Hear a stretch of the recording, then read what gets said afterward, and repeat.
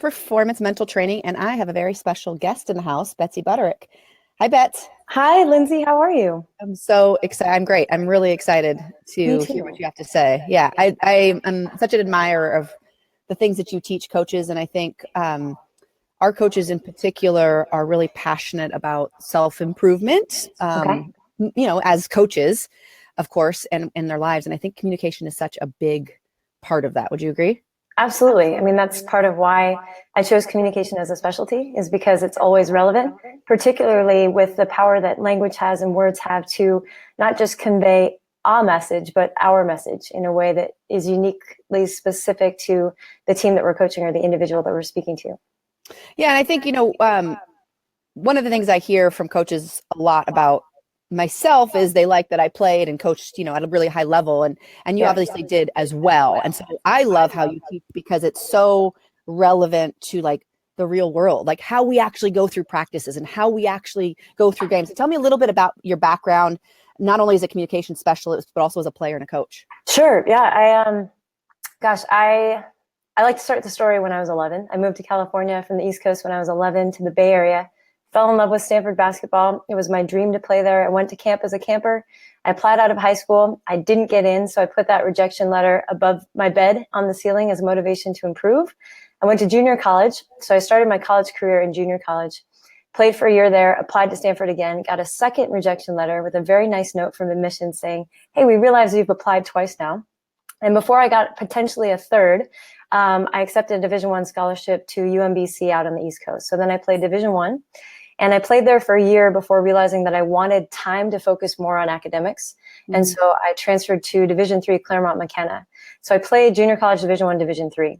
Wow. While I was in college, when I was home for the summer, I was coaching at basketball camp for Tara at Stanford. Mm-hmm. And before my junior year, she asked if I'd like to be the women's basketball intern once I graduated. So as soon as I graduated from Claremont, I started at Stanford. While I was at Stanford that year, I met Heidi Vanderveer, Tara's youngest sister, who at the time was coaching with Ann Donovan and the Seattle Storm. Yeah. So I became the Seattle Storm's equipment manager, traveled with them for a season in the WNBA. Lauren Jackson, Sue Bird were on the team. So phenomenal time, great group of people to learn from. And then the University of Washington took on an entirely new staff. I became their video coordinator. And then Heidi got out of the pros and back into college, becoming the head coach at Occidental College. So I joined her and we were there for 4 years, won 4 championships. And then she became the head coach at UC San Diego. I went there with her and was with her for 3 years. So an incredible breadth of experience. People always say, well, wouldn't you rather have had just, one school with one career? And I have to say no, because I learned so much. I mean, I experienced so many different styles of coaching and I was able to observe, teams at all different levels and coach at all different levels, which absolutely has contributed to what I'm able to do now with coaches at different levels and in different sports. Yeah, I mean, I didn't know actually all of that. I think we met when you were at University of Washington, but it's not surprising because I think every time I've talked to you and seen you speak and, watched your ACT videos, which I highly recommend anybody subscribing to, active communication techniques, I think that's what they're called, right? Yeah. And we can give people more information on how to really connect with you later. But everything that I've seen of yours, you really are able to put it in a way that all of us can understand, and give very actionable things to make changes. Because I think with a lot of this stuff, and, I try to do that with my work too, it's like, it becomes so overwhelming, right? When do we know where to start? And it's like, okay, we're not going to change, we're not going to build everything in one day. And I like that you have these like small things that anybody really can do. Yeah. And that's what we're really going to focus on today. So I'm super pumped. Okay. So we're going to talk. And we, for those of you that are watching live and even afterwards, right, Betsy, they can put in their specific question. So I know a lot of coaches are struggling with the same thing when it comes to communication issues. Sure. And so we'll talk about some very specific things, like how do you talk to a kid about being overweight? You and I talked about that the other day. I mean, that's such, especially for women, that's such a huge one. How do you deal with parents? How do you talk to a kid about playing time, clutch situations? And you have some very specific things on reframing the negative. So let's dive right into that. Okay. And you teach your stuff, and then we'll have maybe some questions coming in. You guys can put your comments below. And I think I will see them live. I'm hoping. This is my second time using this technology. So go ahead and start teaching the reframing the positive. Sure. Gosh. And like you said, there's so many different facets of communication that are applicable, not just to coaching, but to life. And when I do my championship communication workshop with teams, the place I usually start is that, communication is something that we spend roughly 83% of our day doing, and yet we only tend to be intentional about it when we have something important to say. So as coaches, if we're giving a pregame speech before a big game, or if we're about to have a meeting with a player, maybe about their playing time, or a parent who is upset about their child's lack of playing time, or if we're writing an important email. So my goal whenever I do a workshop on communication is that each participant leaves a little more conscious of their communication than when they came in. So it's going to be the same goal for today's webinar. And you and I talked last week a lot about reframing the positive, and it's something that I see everywhere. And when I teach it in a workshop, it immediately becomes a game. So before the team has even left the team room or wherever we happen to be having the workshop, already it's starting to take shape. And I'll explain what I mean first, and then I'll give some examples. So I can't even say how many studies done in business environments, but also in team environments, which point to the fact that when we have a positive work environment, we just get better results, and we get better results consistently over time. So there's a quote I have, and it's on this, on one of my slides, that has a giant ship on the ocean. It's black and white. It's very dramatic. And it says, an entire sea of water can't sink a ship unless it gets inside the ship. Similarly, the negativity of the world can't bring you down unless you allow it to get inside your head. And you as a mental coach, you know how important it is to have positive thoughts and a positive mindset.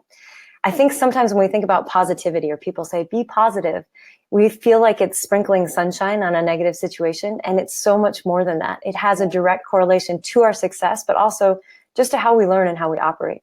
Mm-hmm. So studies have shown that positive work environments outperform negative environments. Positive leaders make better decisions under pressure, and positive emotions such as gratitude, appreciation actually help athletes perform better. So little things like saying thank you, if it's someone who went and got the water cart for practice or put the balls away, just when there's appreciation and gratitude flowing freely between a team, especially not just between teammates, but between all levels, whether it's coach or staff member, assistant, athletic trainer, strength and conditioning coach, it really adds to that positive environment. Yeah. One thing I consistently hear coaches say is, especially in the heat of the moment, is we use the word don't a lot. And we're very specific about what we don't want to see. So in basketball context, it's like, don't foul, right? And the example I give to coaches is, have you ever been in a timeout with your team? Let's say it's a clutch situation, and you've said something along the lines of, don't foul, or the only thing we can't do is turn it over. And then your team leaves the timeout, and you watch the exact opposite thing that you just said happen. And it's happened to so many of us. And it's like, I just told them, like, there were literally seconds, right? Like, laughing. Can we get some thumbs up? This is like so true. And I've done it myself. It's like you're in the heat of the moment, and you're so very clear about what it is that cannot happen. What happens is, on a subconscious level, when we insert a negative, it doesn't translate in our minds the way that we understand it when we speak it. So subconsciously, a negative works as a little blip on our radar, which actually causes us to pay more attention to what comes next. So when I say don't foul, it skips over the don't. And instead, what I really hear on a subconscious level is foul. So I'm looking at my player and I say, the only thing we can't do is foul. They're like, okay, don't foul, don't foul, don't foul. And they repeat it in their head. And now they're hearing foul, foul, foul on a subconscious level. So I encourage coaches at all levels, in all situations, practices, games, meetings, to reframe in the positive. It's so like, don't foul. Think of the white polar bear, right? Yes, exactly. Like everyone, you can insert don't think of anything, and they're going to think about it. And I've got this slide in the presentation that I do that says, do not read the next sentence. And then there's a line, and underneath it says, you little rebel, I like you. Yeah. And I always tell everyone, if you're giggling or smiling, you little rebel, I do like you. And what you've just done is a natural thing. We all do it, and we don't think about it. But when we think about it, we can create positive change and increase our experience of success. On a base level, if you tell people what you want them to do instead of what you don't want them to do, you're more likely to see the result that you're looking for. Mm-hmm. So I challenge coaches immediately, start reframing the language that you use. So don't foul becomes keep your player in front, or, move your feet defensively. Don't let her drive middle becomes keep her out of the paint. I hear don't stop playing all the time. Don't stop playing. Keep playing. Okay. Rephrase it in the language that mirrors the action or the outcome that you want to see. And you're a lot more likely to get that. I was working with a team the other week, and like I said, this becomes a game in the workshop. And usually I have players write down, I'll give them maybe a minute. And I said, I want you to write down all the negatives that you hear within the context of a normal practice. It can be things your teammates say. It can be things your coaches say. Anything that sounds negative or starts with particularly the word don't, I want you to write that down. And so they write them down, and then we'll go through the room and I'll have them read certain things. And then I'll put them in groups and challenge them to reframe those negatives into positive statements. One that came up the other day is a gal said, yeah, we were at weights the other day and my teammate said, your push-ups suck. And I said, okay, how would you reframe that? And she said, pay more attention to your form while doing your push-ups. But it just, as soon as they leave the room or before they do, if they're headed out to practice, someone will say, don't forget to wear your blue jerseys. And they'll say, reframe, and they'll say, remember to wear your white jerseys. It's just, it's such a simple thing, but you can make it a game, and it really does make a difference in terms of the environment that your team exists in and the success that they experience. So that's a great point. I think a lot of what this group and my Facebook groups and all that, it's really focusing on coaches teaching it to athletes, but that's a really great point. Like the athletes need to be doing it as well with each other. Because you don't want to coach that, right? It's like how, as a coach, I don't want to coach energy, right? I want that to be something that my team is aware of and accountable for within their cohort. Even if I'm not present, I want them to be responsible for their energy. And this is the exact same thing. They can become responsible and take ownership of their language if we show them how. And it can be fun. Yeah. Okay. So we got some comments or questions, I should say, coming in the comments bar. But let's keep on this, and then we'll do all the questions at once. So if you guys have any, feel free to put them in. We'll get to as many as we can at the end. But okay, so let's talk a little bit about, you just mentioned energy. It reminds me of what you and I talked about before when it comes to being able to define these things. So communication, being able to, because we talked about reframing the positive. And I think another little thing that you talk about a lot is being able to define, like those intangibles that so much of sports is made up of, right? Like leadership and teamwork and energy and all these things. So let's talk about, exactly. So let's talk a little bit about the advice you give to coaches regarding defining those. So the definition part is something that I see a lot of teams do. They'll have a meeting at the beginning of the year, whether it's with their entire team or with their captains, and they'll define their team values. And that's a really important step, just like goal setting. Let's put it down on paper, who we are, what we're about. The area that I see teams fall short in often, or the, we'll say growth opportunity that a lot of teams have, if we're reframing that in the positive, is to not just define who they are or what they're about, but to take the next step and say, okay, what does that look like? So if we know we're a team that wants to be known for having great energy or high energy, okay, great. What does that look like? Not just on a team level, but for each individual. If I'm someone who's not very expressive or outgoing, energy is going to look differently for me than it will for someone who's a complete extrovert and very vocal. So just because I don't look like that doesn't mean that I'm not at the energetic level that our team needs, but everyone has to know what energy looks like for each member of the team so that then they can help hold each other accountable. The other benefit of defining things, not just in terms of values or definition of values or criteria for a team, when you ask the question, what does that look like? Now people answer individually. And when they've stated what it is that they're committed to, it's easier for you to hold them accountable. So on a team level, if we say we want to have great energy and we don't, and now it's a team responsibility, well, how can we hold each other accountable if we don't know what that looks like? What are we holding each other accountable to? Whose definition individually of energy are we creating as that standard for the whole team? So I really encourage people, what does it look like? Taking this stuff just another couple steps forward. I mean, a lot of people, like you said, know, okay, we have to get buy-in from our team at the beginning of the season. We want them to decide sort of these intangibles, but taking that step, and we talk about it a lot in the Coach's Guide to Achieving Great Practices, which is one of the PDF books that we have that talks about defining and then, like you said, going that one step further of like, how do we, like at the end of practice, how do we know if it was present or not? So people get that language of like, well, I know what a good teammate looks like because so-and-so helped someone up after for saying with basketball, an offensive foul or what have you. And then we go to the next step and even have them measure it. But I think those middle pieces are really critical because a lot of people, I think for a lot of coaches, even something as vague as mental toughness, we deal with that a lot with our clients is like, we need to be more mentally tough. Okay. What does that look like? Well, Yeah. and I hear teams often, either good or bad. So let's say, basketball, you've just driven through the lane, you got fouled by two different people, you made the basket and won. And they'll say, let's go, Or you've got the teams that are down and the bench is trying to rally and they're like, come on, guys, let's go. Where are we going? Like, really, where are we going? There's things that we say so often as coaches. It drives me nuts. No offense if you're one of the coaches that do it, but perhaps consider not. When you ask a rhetorical question in practice, only ask questions that you actually want your players to answer. Because when you ask rhetorical questions, when you're not specifically requesting an answer, they stop listening to you on a certain level. Now, when you have a real question, they're less likely to answer in the time frame that you find suitable.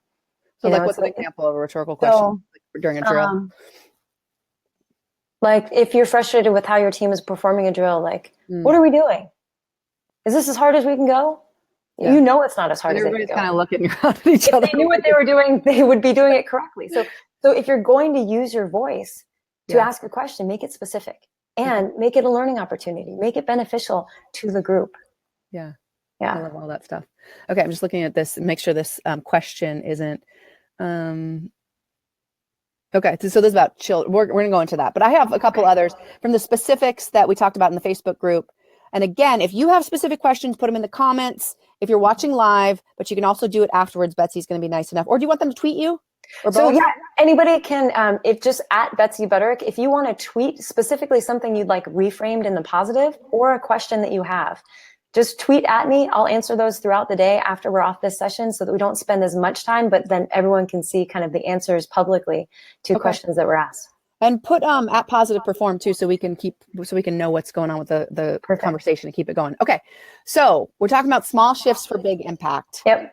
What do you tell a coach that has it's Tuesday morning and on Friday I'm going to be sitting down with my 6'2" post player that is about 20 pounds overweight. Okay. And I, as a female coach, probably even worse for a male coach, want her to have positive body image, but it's literally affecting how quickly she can get up the court. Yeah, sure. So how do we talk about this without, giving her an eating disorder? Right. And this is a very real question. I mean, this happens. I've had this brought to my attention more than once, specifically with male coaches coaching younger female athletes, early teen girls at a time when their bodies are changing anyways because of hormones. And now they're trying to help them be in top athletic form. So obviously gently would be the way to do this. But regardless of if it's a weight issue or it's a dietary issue or whatever it happens to be, the starting point for a positive conversation in these areas typically starts with, okay, what benefits are they going to receive based off of dropping the weight? So how you frame things, an example I usually give in the workshop that I do with coaches is, let's say you want to take your team on an international trip, but you've already overspent in recruiting. So it's not likely your athletic director is going to approve your ask. But you also know that this year specifically, your athletic director's big key points are athlete engagement and experience, and then alumni giving. So if you go into your athletic director's office to make that ask and you say, I know we've overspent in recruiting. I'd really like to take the team on an international trip to Italy. The reason I want to do this is because it will do so much to increase the value of their student athlete experience so that when they graduate, they're more likely to give back to our athletic programs. So the point here is to frame what you want in terms of what they value. So if you've got that 6'2" post player who's 20, 50 pounds overweight, and they'd like to be on the first team all conference, let's say, or they'd like to score a certain amount of points, or they'd like to not currently have the knee issues that they have. And we know that those knee issues are in part related to the load that they're carrying. Right. You want to frame that conversation in terms of how becoming in better physical shape. And I would shy away from saying dropping a certain X amount of pounds, because you want them more focused on, yes, you do want them to drop the weight, but you want them focused on how they feel, how they move, on the health benefits, on the athletic benefits. So highlighting what it is that they value, or if you don't know what they value, what it is that's possible for them, and showing them that path through the conversation, while the underlining key is, okay, when you drop the weight, if you were carrying a lighter load, as you become more fit, as your physical endurance improves. So there's all different ways that you can phrase that weight issue in terms of a positive benefit that doesn't contribute negatively to the image that they have about their body. Those are all such great points. I mean, for really anything. Sure, yeah. I mean, and it's a game, Lindsay. Yeah. I don't mean that to sound manipulative, but it can absolutely become a game. And I play it with coaches all the time, especially my individual coaching clients. You know, they'll say, okay, how do I, at the end of year speech that I'm giving, tell my team that we need to become more competitive, that we need to keep working on these things? Well, when you say we need to, there's a certain element that implies that we already aren't. So you don't go to the store because you want groceries. You go to the store because you need groceries. There's something missing from your fridge that you need to go out and get. Yeah. So if, let's say in this case, her team had already made some progress in their competitiveness this year, instead of saying we need to continue developing our competitiveness, phrasing it with a small shift of continuing to develop our competitive spirit. I mean, that hits them differently. That acknowledges where they've been, but encourages them to keep moving forward. And that's a big difference in terms of how people receive our message and information.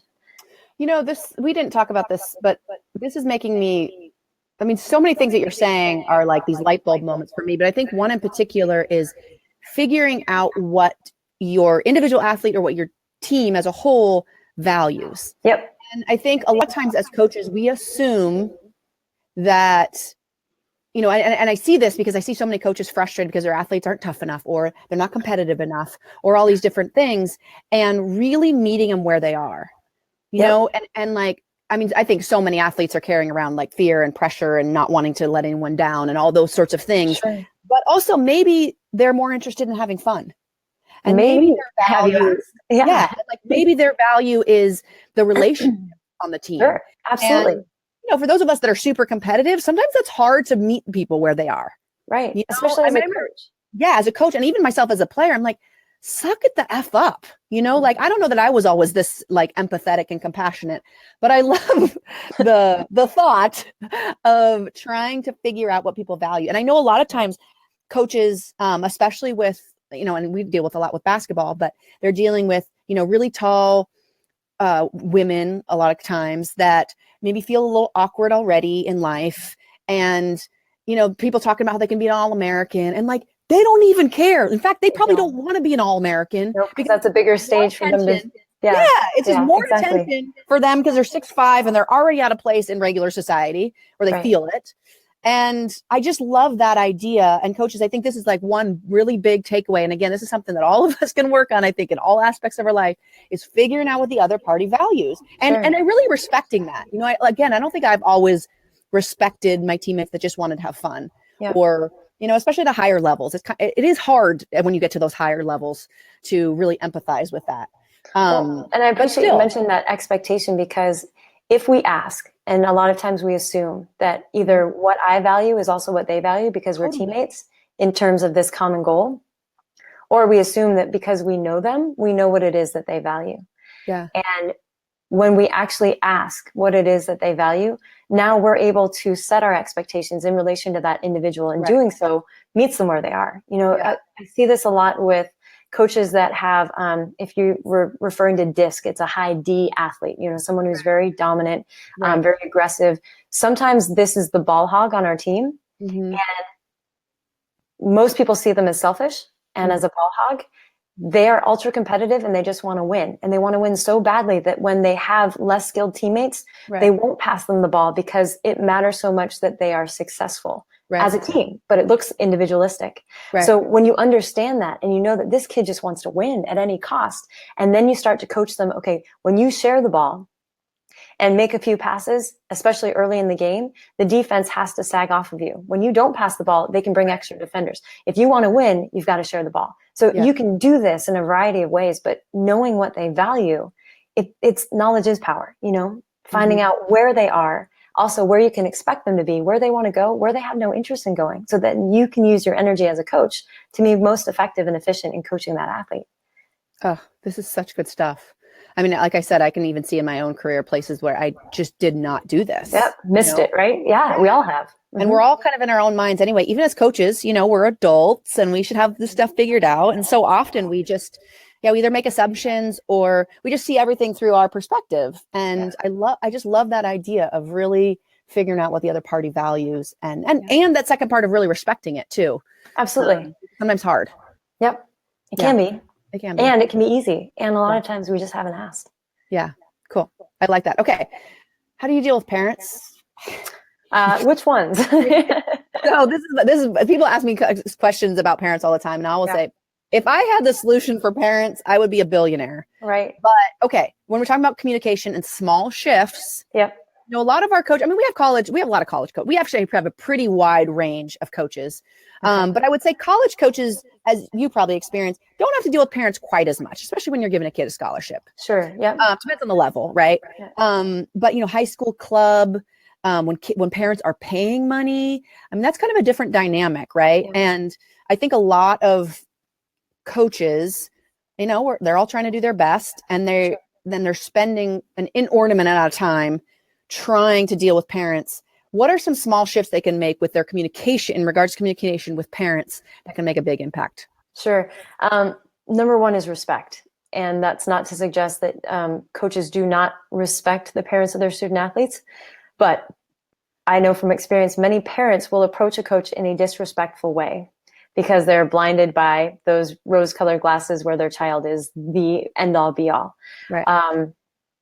I've seen it be very effective where coaches at their beginning of season meeting with the parents, specifically no student athletes, say, these are the things I will talk with you about. These are the things I will not talk with you about. Yeah. Some of them include that even at the high school level about playing time. Playing time is something I will discuss with your child and your child only. Mm-hmm. If you have questions, you can ask your student athlete because they're always free to ask me. They will have a very clear understanding of why they are or aren't playing the amount of minutes that they are. That's an open conversation for them to have with me, but I won't be having it with you. Yeah. And then if that comes up, a parent calls, they're upset that their child didn't play in the last game. They want to talk with you about it. Yeah. Reminding them, as I said before, respectfully, and respectfully, especially when someone comes at you in a disrespectful way, it's usually emotionally driven and tonality is hugely important. Mm-hmm. So regardless of what tone they come at you with, maintaining an even tone, a respectful tone, an understanding tone. You don't have to agree in order to be empathetic to where they're coming from. They love their kid, and you love their kid on some level as a coach. Now, you may not love their kid, but you're responsible for their child. A lot of times, if a parent comes in and they're super angry or they're, let's say, impassionately upset about the lack of playing time for their child, I might start with some disarming acknowledgement in the form of, you know what, Lindsey, I can understand from your tone that you are very passionate about and love your child, or if I'm hearing you correctly, and then insert whatever it is, appreciating how much they care about their student athlete or their child. It's good stuff, Bets. Yeah, some form of acknowledgement really does a lot to kind of get people to say, okay, you love my kid as I love my kid. As their coach, I want to see them be successful. And I understand that you do too. Success, as we measure it on our team, doesn't always show up in the form of minutes played in a game. And I wish that you could see the success that your child's having in practice because they are growing as an athlete. They are growing as a person. That won't always be reflected in the minutes that they play. But I want you to know that I'm as invested in your child's success and well-being as you are. Man. I almost feel like coaches these days really need some sort of script, and maybe someone wants to just replay what you just said and write it down. Because it really is. I mean, I coached, and I remember the parents, and once a lot of times they catch you off guard, right? Like it's like right after a practice, or like they call you or whatever. Sure. And that knee-jerk reaction, especially since so many of these coaches are not getting paid like a lot. Yeah. It feels so disrespectful. Yep. That's what we lead with respect. Yeah. Yeah. And a lot of times it is. So that courage and that strength to be able to respond in such a way of meeting them where they are, because, parents, it's all coming from love for their kid. Right. It's like rational. It's asking them what they value, so if they are about to bite your head off because their kid didn't play, the issue is not playing time. It is, but it's not. The issue is they want their child to feel rewarded for the amount of work that they're doing. They, as parents, want to see a reward for the hours that they've spent driving them to practice and the money that they're paying to put them on this club team. Right. They want to see success. Yeah. So understanding what it is that they really want and then illustrating to them ways that that's already happening that they may not be privy to. They're not watching every practice. They don't see the way their child treats their teammates. They want to know that their child matters. So tell them why their child matters. Tell them what an important part of the team they are. Reminding them of the big picture of perspective. And this is hard as a parent myself. I can say this of like, there is so much good in the struggle, and I think it's something we all need to remember, that there is your kid not playing actually might be teaching them greater lessons of how to deal with disappointment, how to be a good teammate, to continue to have a good attitude. And that is really long-term and big picture, but absolutely. I just think that any coach that's struggling with this, literally go back and write out what Betsy just said. And this will be closed caption too, so you can just see it. But I think just having those scripts and even like rehearsing them would be so helpful, don't you think? Well, it's the reason I shy away from the word script in everything that I do is because everyone's different, right? If we're truly meeting them where they are, we have to be flexible enough in that script. But if you establish for yourself and I do this with coaching clients, like, this is kind of what I'm comfortable saying. And now how can I flex that? We'll use the word script here. How can I flex that script to fit the individual? Right. So, and taking into account little nuances that will help strengthen your connection with them because you're seeing them as an individual instead of this is the script that I'm using with you as parent. No, I agree. I mean, I think you always have to make a script your own. I just mean to prepare, because every coach, no coach is going to be surprised when they get a call or they get cornered at practice with these exact things. Well, so I joke that improv will save your life. I'm sorry, Liz. Go ahead. No, I was just going to say, have some things that you've already thought about. Exactly. That, they're probably always, in those situations, there's going to be some key things you can say, again, to just diffuse them. Absolutely. To bring the situation or the conversation back to the things that really matter. So think about, if for any coach out there, and you can think about this in your experience too, Lindsey, with your staff, how often have you practiced this? Like, how often have you had somebody play the role of angry parent? How often have you had somebody play the role of disgruntled player? Yeah. I joke with coaches, improv will save your life. If you've never taken an improv class, for those of you that immediately find it uncomfortable, you definitely should do it then. And I rarely say should. There's a joke in the coaching profession, don't should on yourself. Yeah. But improv, the training that it gives you to respond to real life situations in the moment with what's most accessible is irreplaceable training. And you can do this. Sometimes I do this with coaches. If I'm doing, let's say, a recruiting workshop with a coaching staff or an athletic department, I play what's called the elevator game, and I'll tape out on the floor with duct tape a box. And I'll have one of those little service bells that dings, and I'll have coaches write the most difficult questions that prospective student athletes have asked them. And we put them in a little fishbowl. I have two coaches get in there. One plays the role of the coach, one plays the role of the student athlete. Have the student athlete draw one of those questions so they don't know what it is in advance either. And I ding the bell. The student athlete reads the question and the coach has 30 seconds to respond. But these are the types of real life situations that hit us when we're walking with a recruit and their parents across campus, and all of a sudden parent drops incredibly difficult, challenging question. How are you going to respond? Have you practiced this? Have you rehearsed this? There's something I'd like to offer to everyone. It's something I do in the championship communication workshop, but take it, make it your own, because it's a very quick example of how you can completely change your experience. So what I have people do is I always tell them, make a pointer finger. You've probably seen me do this, Linz. And I ask them to point up at the ceiling. So put your hand above your head, and I want you to start drawing clockwise circles on the ceiling. So figure out which way is clockwise first, and then start drawing clockwise circles on the ceiling. Think about a clock that you've just laid on the ceiling. Okay. Now I want you to keep going clockwise, but start to drop your elbow a little bit. So now your finger's in front of your forehead. Keep going clockwise. Now drop it a little bit lower. So it's about eye level. Keep taking it down. Bring it below your chin. Keep going clockwise. And then I always ask, are you still going clockwise? No. Okay. So did you change direction? I don't know. Okay, do it again. And I always have everyone do it again. Okay, clockwise circles on the ceiling. Tick, tick, tick, tick, tick. And now at your own pace, spiral it down. Keep going clockwise. Don't change direction. And then when you get below, are you still going clockwise? No, I'm going. I think it's the camera. No, I'm going counter. No, yeah, you're going counterclockwise. You did it correctly. Yeah. So I always ask people, well, what changed? Yeah, perspective. When you change your perspective, you can have an entirely different experience. This is also like the best little magic trick that you can teach your kids. Like if you do this, they'll be doing this all day. And it works from the bottom up too. But that's a really simple exercise to show that when you change your perspective, we start from the bottom, we're looking down from the top, you literally have an entirely different physical experience. Yeah. So changing our perspective on things, you mentioned, having that broader perspective in terms of coaching and what it means for your athletes to struggle. When you can frame things in terms of a different perspective, you allow them to experience that struggle differently. Yeah. And sometimes I see coaches with their teams, they'll just go like this, which means spin it, like change your perspective. We're in this right now, but how does this matter in terms of the big picture? Yeah, I love that. Okay. We have, looks like we have a couple questions. Do you have time, Betsy? Okay. Yeah, I do. Absolutely. Cool. All right. So, oh God, now my screen went somewhere. Where'd it go? No, there. Okay.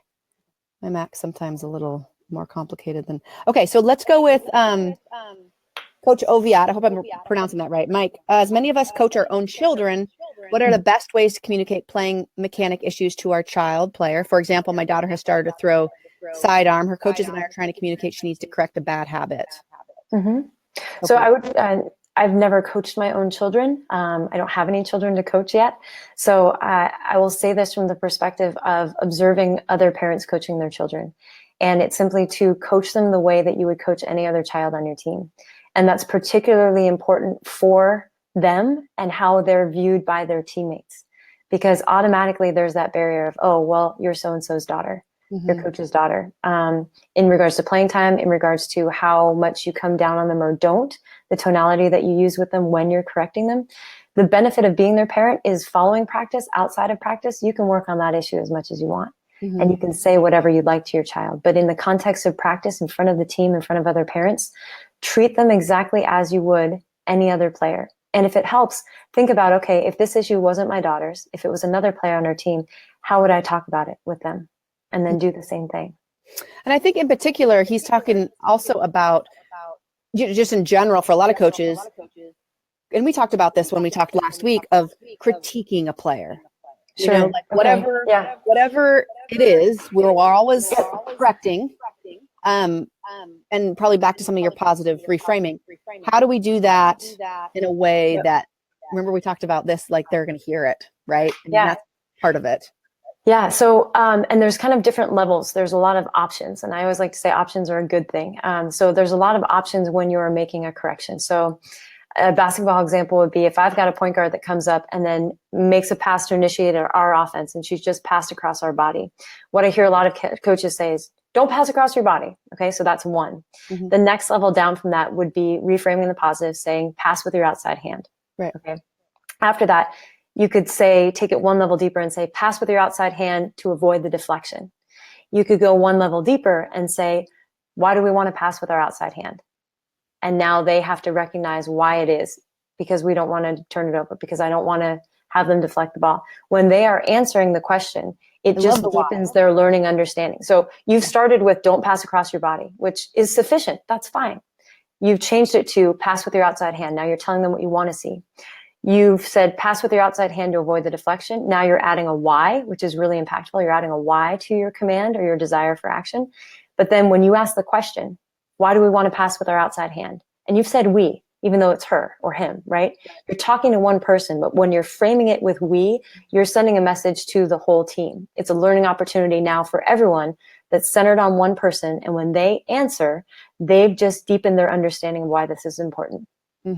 I love the why. We talked about this last week too. Like we assume that athletes understand, like, for example, I talk to coaches a lot about preseason conditioning. Like, and, a lot of times I think we think, well, we don't have to answer the why. Like, we're the coach, just do what I say, which is totally fine, and that's fine. But how about giving them the ownership? And like you said, the learning opportunity to say, like, why are we doing Sweet 16s, multiple, and like, let them see that fourth quarter or the overtime that they need to be in better shape for. Let them answer. Like, that is such another level. I love that, because I do think that it's such a learning opportunity for people. It is. And we did talk about this before, leading with the why. I encourage coaches, especially when they're teaching something, to lead with the why. So even if it's the middle of the season, let's say, again, basketball example, I have two choices. If we're about to do a rebounding drill and I want to lead with the why, I can tell our team, in every game we've lost, we've been out rebounded by our opponent. So we need to work on our rebounding. Or I can tell them, in every game that we've won, we've out-rebounded our opponent. I'm saying the same thing. We lose when we get out-rebounded. We win when we out-rebound. But the one that I choose is going to impact them in a different way. So if I say, in every game we've lost, we've been out-rebounded by our opponent, now I'm instilling a bit of fear that if they're checking the stats and they know we're getting out-rebounded, we might lose. If instead I say, we've won every game in which we've out-rebounded our opponent, now I've created this kind of competitive desire of, okay, if we're winning the rebounding game, we're probably going to win that game. You've just created two dramatically different mindsets with one sentence. Guys, there are so many like big takeaways to what Betsy's saying today. I mean, even as you said those as a player, I immediately had a reaction to They feel different, right? Yeah. Like, I'm like, oh shit, let's do this rebounding drill because now it's so motivating. And this is all about winning. Oh, I love that so much. Okay. And I did say winning there. One thing that I try to be very conscious of when I talk with coaches specifically, I had one coach, individual coaching client, who she was tasked with her athletic director at their beginning of year meeting. She said, okay, you're the right person to be coaching this program. Now we need to talk about winning more games. So she turned around and said to Betsy, I need to win more games. That's what my athletic director wants. I said, okay, great. We're going to do this. You know, we got off the call and I sat there in the car and I was like, oh my gosh, how am I, this isn't even the sport that I coach. How am I going to help this individual, help her team win more games? If I could do that, you know, that's the magic formula. That's the secret sauce. Right. The entire season, we never talked about winning. And I made it, that was the first thing we started with, is I told this individual, your program is unaccustomed to winning. So when you use that phrase, even though that's what you know your athletic director wants, that's going to sound like an unreachable thing for them. So instead of winning, I want you to frame everything in terms of success. And then I want you to scale it back and define what success looks like. Have the individuals define what success means to them, what it looks like for them in practice, in games. But the only thing I ever want you to talk about this season is success and how you can give yourself the opportunity to be most successful. Last season, they won 6 games. This season, they won 17. And it just like, it's amazing what happens and how much we win when we don't talk about winning. Mm-hmm. Another gem, Betsy Butterick, people. All right. Thank you. Let's see. From Coach Gray, how do we get our teams to get on the positive side of things? I find myself really looking to make the change to positive, but there were still some individuals that did not see the benefit of positive attitude outlook. These individuals have a tendency to be the cancer that brings the team down. How do we get that smaller group to be more positive and understand the importance of it? That's a great question. Yeah, great question. And I appreciate that very much. As the head coach, it always starts with you, right? So the language that you use, the positivity you exude, from there, rewarding the behavior that you want to see. So when you see somebody positively acknowledge in gratitude or appreciation something done by a teammate, stop and acknowledge that moment. It starts with you. So Lindsey, I appreciate you bringing the balls out, you know, to start practice. Little things, and start with little things that maybe don't get acknowledged ever or that don't really seem to matter. It also often helps if you start with someone that doesn't play a lot. So acknowledging and appreciating and recognizing your bench players or those that don't tend to get a lot of attention, because that grabs the attention of your players that are used to being in the spotlight.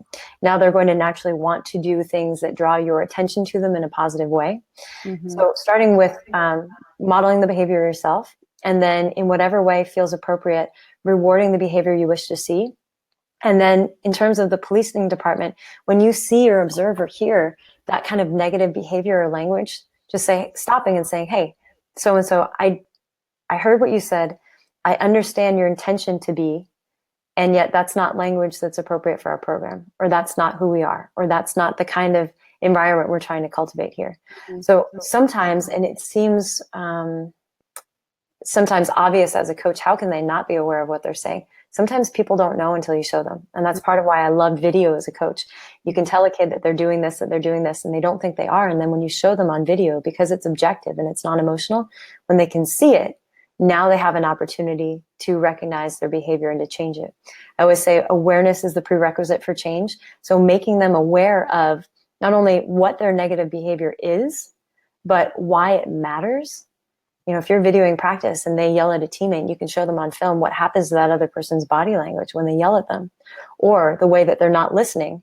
And okay, you've got a competitive kid that yells in their teammate or has a negative tone. because they really want to win, and that person's not listening to them because of the tonality. When you can show them how they can be more effective, again, frame your conversation in terms of what they want. If they're a negative individual and they don't understand the benefits of being positive, what is it that they want? And how can you build the bridge that gaps what it is that they want from the behavior they exist in now, and make the argument for them changing their behavior so they get more of what they want? That's your challenge. Yeah.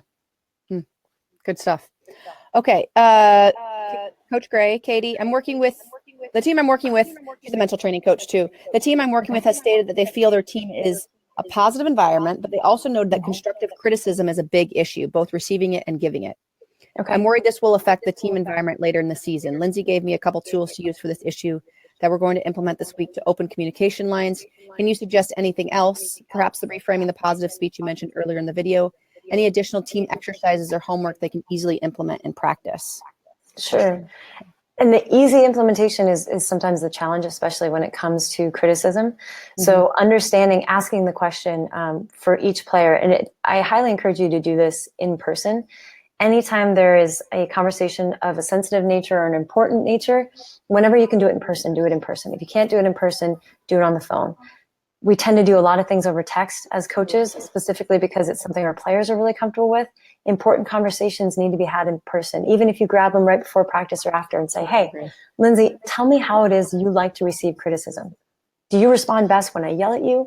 Would you like me to pull you off to the side and privately tell you in the moment after a drill or when you sub out? How is it that you like to best receive criticism? Doesn't mean you're always going to deliver it that way, but once you know. And so doing this as a coach to a player is one thing. Having a team meeting where everyone determines how it is that they best like to receive criticism, how they're most open to receiving criticism, and then you have that conversation as a team. Now everybody knows. I can yell at this person, but I can't yell at this person. You know, if someone's like, just tell me and tell me right away. Or someone's like, you know, if I'm performing poorly, I know it already. I don't need you to tell me, talk to me afterwards. Right. So finding out what that opportune time is for each member of your team is a starting point. It's not a quick exercise, but it's an important one. From there, just in terms of the individual, taking into account how competitive they are, how receptive they are, or sensitive they are. There's some kids that respond very well to an aggressive tone or to a very concise statement. You need to pick it up, you know, whatever it is for them. Right. But others would say, and I do this with coaches sometimes when we talk about I, you, and we. So the quickest way to put someone on the defensive is to start a sentence with you. Even if what you have to say after is positive, when you lead with you right away, people are like, because they don't know if they need to defend themselves or if they can let their guard down. So just starting with I, moving it over to I need you to. And the example I like to use is you need to be more aggressive on the boards. Let's say it's halftime, I'm talking to a post player. When I say you need to be more aggressive on the boards, right away that feels like they're not doing their job. And maybe they are, I just need them to be more aggressive. Right. But it comes across as something that is critical and it's going to make them feel defensive. If instead I said, I need you to be more aggressive on the boards, now I'm making a request from me to you. It doesn't say you're not doing your job. It says, I need this from you.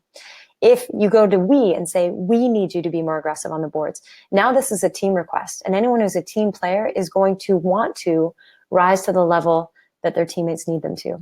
So you've created a dramatically different environment for someone to receive a message, whether you start with you start with I, or you start with we.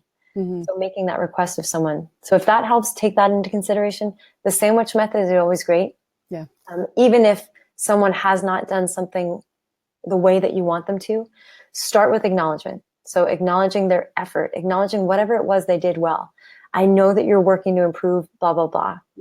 As you continue to do so, insert constructive criticism. I want to see you be successful, and let me know how I can best support you, or let me know if you want to work 10 minutes after practice on this.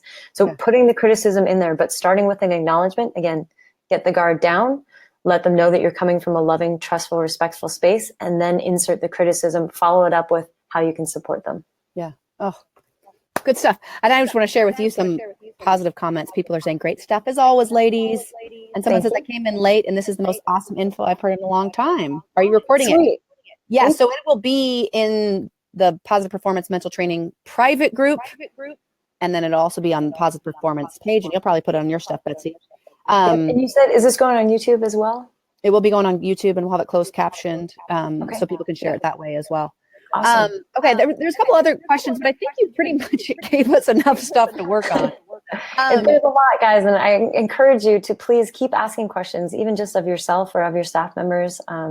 There is no limit to the way that communication can positively impact the work that you do, and I have so much appreciation for the coaching profession and the way that you have the opportunity to positively impact and shape young lives for the rest of their lives. Yeah. So let's be intentional about it. Yeah, absolutely. I love all of your stuff, Betsy. I have so much respect for what you're doing. And I know you're helping so many coaches. I know the coaches in our group have gotten a ton out of this video. And I think it's going to be one that's going to be shared. And by the way, guys, it is public in Positive Performance. I guess it's probably called the fan page, like our general business page.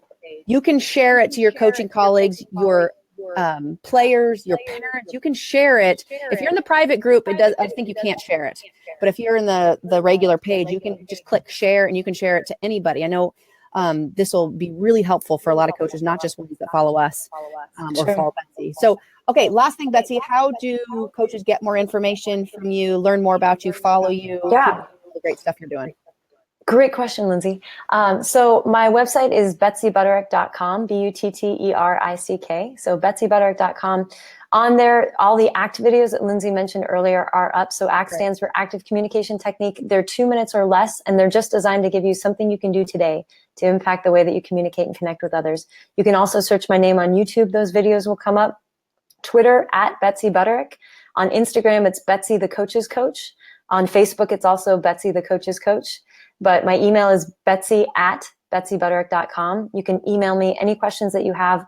I left coaching to do what I'm doing now, to coach coaches, to work with athletic departments and teams. I loved everything about what I was doing, but I felt a need to do this. And every question that you ask is a way of allowing me to do the work that I am currently doing. And it makes having left my little shack in La Jolla with UCSD and Heidi Vanderveer the best decision I've ever made. And that was a really hard one for me to make. So I appreciate your questions in advance, but keep being curious. I mean, if there's one piece of advice, one call to action that I'd love for you to do is keep being curious.